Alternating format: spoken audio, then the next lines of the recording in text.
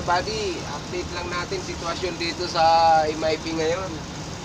Dito tayo sa Pier 2, mula sa gate ng Delpan, no?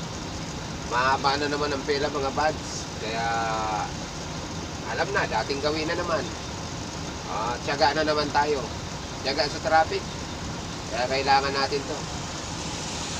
So, tiis-tiis lang. Ay makakarating din tayo sa dulo. Mahaba to. Actually, wala pa siyang galawan. Chassis at saka empty mga buds. Talaga naman. Hindi lang natin alam kung bakit. Siguro, dahil na naman sa computer yan. Mabagal ang proseso nila mga buddy. Walang pagbabago. So, mas maganda pa rin talaga yung dati. Manual. Yung talagang sariling kamay natin ang gagawa. Kaya dapat ibalik na lang nila yun. Kaya lang, wala na tayong magagawa. Yun na ang proseso nila. Sa karamihan mga buddy, babae na. Kung napapansin nyo, mga babae na ang pinalit sa mga dati na ano. Kaya wala talaga tayong choice kundi ang magtiis.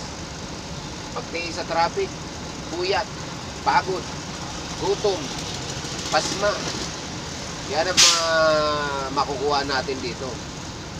Wala tayong choice mga buddy kundi ang magtiis talaga. Dahil kung hindi natin gagawin to, wala tayong kakainin para sa pamilya natin. Wala tayong may uuwi. So kailangan talaga tiyaga. Sa isang araw makabiyahe lang tayo ng isa po, pwede na. Tiyaga-tiyaga lang talaga. Kaya kailangan habang nasa deliveran tayo mga buddy, bumawi tayo ng tulong. Para kahit paano yung katawan natin ma-refresh man lang sa stress man na nangyayari ngayon dito, no? So, ganun talaga. Pero mo, mula kanina, nag-vlog ako, no? Mula kanina hanggang ngayon, hindi pa siya gumugo. Ganyan katagal. Ganyan katagal. So, kung wala kang pundong diesel dito, mga buddy, wala. Nga. Wala.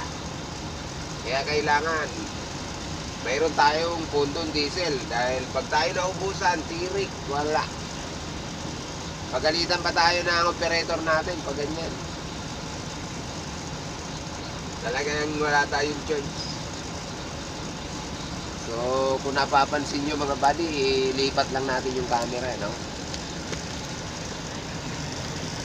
Ayan mga buds. Haba niyan mga buds. So, nandoon yan sa dulo. Okay. So, yan. Yan mga buddy. Talagang ganun talaga. Wala tayong choice kundi ang maghintay. So, tiyaga-tiyaga, ika nga. So, pakipalo na lang mga buddy. Paki-like na lang, in-share na lang itong vlog ni Martin Liago, no? Kamanibila mga buddy. So, palo-palo na lang mga buds. Kita-kita tayo dyan sa loob. Good afternoon.